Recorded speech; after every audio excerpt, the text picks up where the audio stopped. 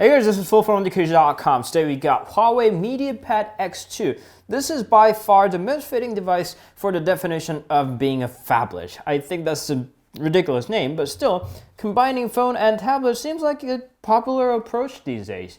Alright, so this is a 7-incher phone, and if you're asking whether it's a small tablet with the phone capability or a big phone, I would say this is a big phone because most of the settings and the DPI settings for the user interface is set up for the phone. So this is a boosted up phone.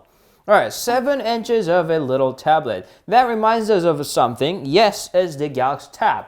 It's the original Galaxy Tab. I don't know why I'm still keeping this, but here we go. So compared to the same size of the Galaxy Tab, it's a 7 inches of the same size. Of course, the resolution is a lot higher on the MediaPad X2, of course, because there's a 6 years of a gap between those two devices. And here's an iPad mini 4, if you're wondering how that compares into a legit tablet as in the matter of the sizes.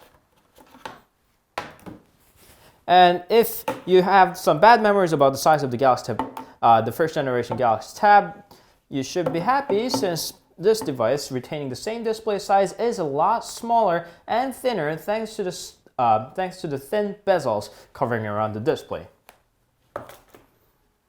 Alright, it's got a 7 inches of a 1920 by 1200 pixels of display, and design is rather dull, I would say. And also the back has this weird iPhone 5 looking design. It's like an iPhone 5 squished into a thin piece of tablet, but I'm not a big fan of it, so we're just gonna turn on the display right away. So it's got a 7 inches of an LTPS display, and the color is okay, although the saturation is a little bit too much for me. So I had to adjust the color temperature, although it's not exactly saturation, to my liking, and I suggest you do that too. Aside from the display itself is bright enough. It's just the color that I don't like very much about it. Aside from the display, it's got a Huawei EMUI 3.0.5. Considering that EMUI has gotten a lot better in both looks and the functionality, I wish there comes an update pretty soon.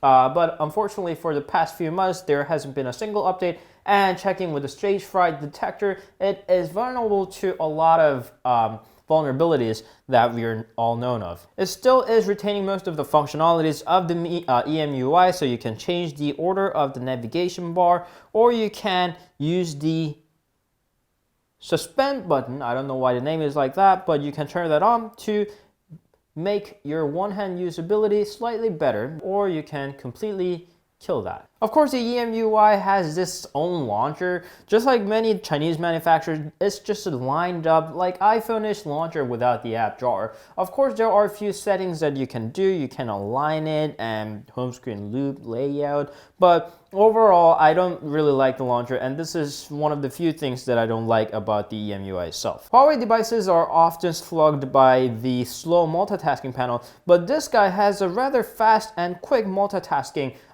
panel entry, so I was a bit surprised by that. Other things retain most of the same things of the Huawei devices, and I'm not exactly against it. It's just that there are a few things that I would like it to be fixed. Display is one of the things that I really like about it, not the color, but the actual size of it is actually pretty good. Of course, you must have bought the this big phablet for the display, so web browsing on this guy is actually pretty pleasant. So you can just scroll around. Mobile versions are really easy to be scrolled around because the screen is big and those letters are just bigger than usual. And you can even go to the desktop mode and it still is very viewable. You wouldn't really have to zoom in a lot to look at the fine text on the website, and everything is just better when you're surfing the full screen web experience. To be honest, I'm not a big fan of those kind of phablets because mainly I don't want to talk on this big guy with, putting this on my face. And I ended up using Bluetooth a lot, and it worked without any problems. I had some disconnections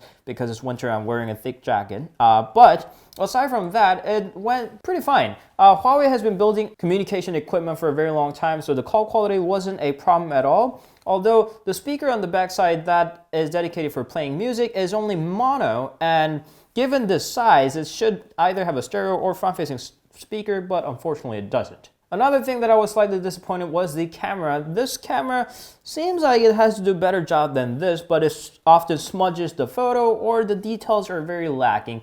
either you go to rear or front of the camera, so don't expect too much on the camera. Still, there was one thing that I really liked about it is the battery. It's got 5,000 milliamps of battery, and just because it has 5,000 milliamps, it doesn't mean that it's going to satisfy you. But because, there are manufacturers that are lacking in efficiency and they just waste a battery at whole. And this Kirin 935 processor, not only that it's powerful, it's also power efficient in the same time. So I had it in the normal mode. I wasn't saving any powers by this power plant, and still it gave me 7 hours of screen on time. 7 hours. I know it's a big phone and it's it's got a massive battery, but still 7 hours of the screen on time is truly impressive, and I was really happy with that. And this, again, is with the normal mode, so if you're using Smart or Ultra, you'll be able to get even further than that. So that's what I found out about the Huawei MediaPad X2.